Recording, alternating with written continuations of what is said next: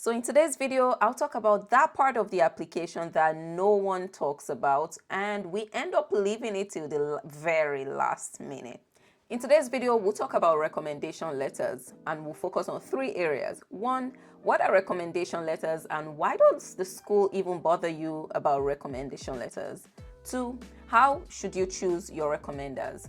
Three, what exactly should your recommenders write in your recommendation letters? So these are the three areas we'll be covering in today's video. So let's get started so this video ends up being short and quick. So you should think about recommendation letters as a stamp of approval. And the school asks for this because they want to get another person's perspective about you.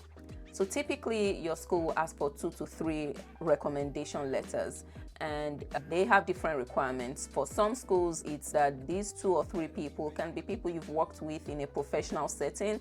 For some school, it's one person from your professional background and one person from when you studied or did some research work. So different schools have different criteria, but the important thing is many people overlook recommendation letters, but I think this is such an important part of your application and one that you should not overlook. You should not just forget about until the very end of that process. So today I'll be showing you what exactly your recommenders should write in your recommendation letter. But before we get there, let's talk about who should be your recommender.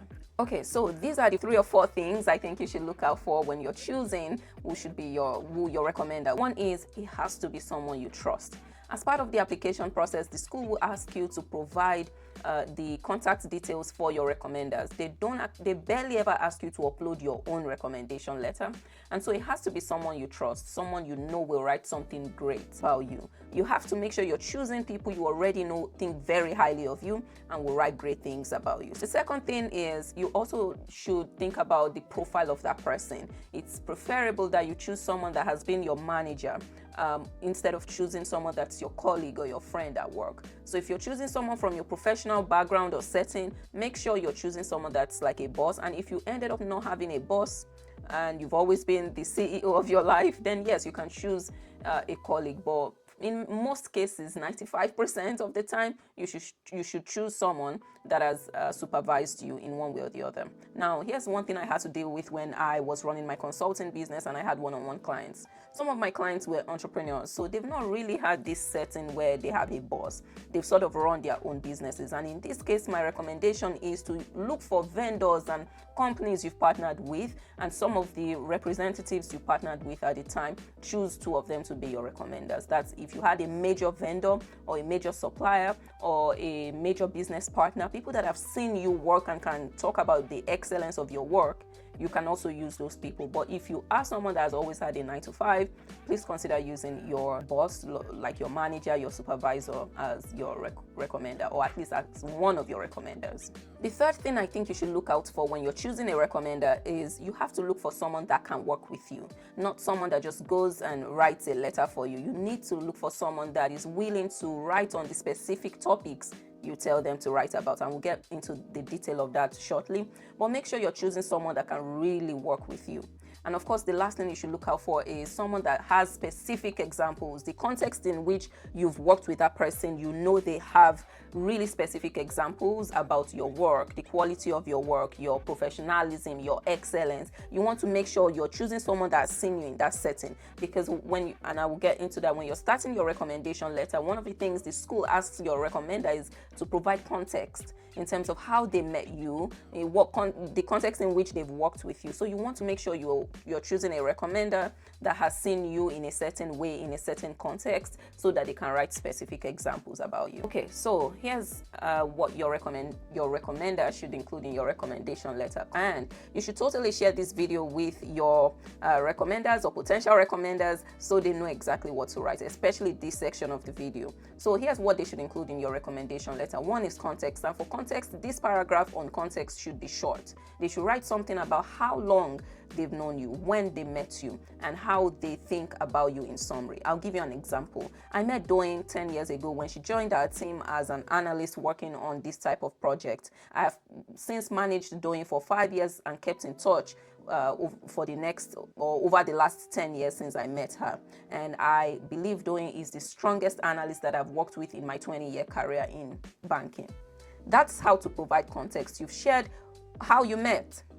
You've mentioned the fact that you once supervised her. You've talked about the fact that you have kept in touch with her and her career since then. You've also talked about the fact that in your 20 years of work or your long history in this industry, you still think this person is the best that you've encountered, or at least one of the best. And so that's how to write your context paragraph, and that's the paragraph that should start your recommendation letter. So ask your, just make sure as you're choosing recommenders, of course, you can't tell them what to write, but you should make sure these people can provide that very good punchline, that very good paragraph about you. Let's talk about the other things they should include.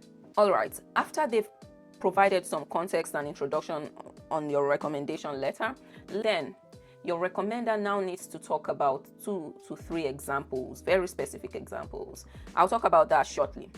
Before you ask your recommender for a recommendation letter, you should tell them the 2 to 3 skills you want each recommender to focus on. You should tell them the 2 things you want them to really write about in your recommendation letter. Now, the question is, how will I know what skills to write about in my recommendation letter? Well, think about your application as a full, complete package. You know the weak points of your application. Maybe you've not had very good experience. Maybe your GPA wasn't that high. Maybe you don't have experience in the field you're applying to now. There's so many weak points that you already know that a school will care about. Maybe you've not had a lot of research experience, things like that. You know the weak points of your application. You know the things, maybe you've only worked for 1 year. Those are the things you should have a list of about 5, and then get each of your 2 or 3 recommenders to write 2 things. Let each person focus on 2, such that at the end of the day, with your 2 recommenders, you've covered most of the things that the school will care about and the school would have otherwise been concerned about regarding your candidacy. So if you've not had a lot of experience, you should let your recommender write specifically about the quality of your experience. If you've not had a lot of research experience, you should tell them to write about that one time you did that research, supporting them. Those are the kind of things, and you should absolutely be clear. Tell your recommender, I really want you to focus on these 2 areas for me, and make sure you're choosing people that you trust that can write on those areas. Now, let me tell you how exactly they should write. Now, you've provided your recommender 2 to 3 skills you really want them to write about. Now, their job is to write with examples. Again, recommendation letters are useless without these specific examples. Let's use an example here. You are someone that, from your application, from your test scores, from your GPA and what you studied in undergrad, a school could summarize that maybe you're not as analytical. Now, this is your chance to get your recommender to write about your analytical skills. Here's how you should write it. They should say something like, I met Doyin 5 years ago and I have supervised her since then. She's the most analytical analyst, or the most analytical intern, or no, not intern, but the most analytical person I've worked with in my 20-year career. Doyin shows exceptional skills and analysis. There was a time when we had to work on this financial model, or there was a time we had to do this research and our resources were really short. We were short on resources. We could not hire one more person.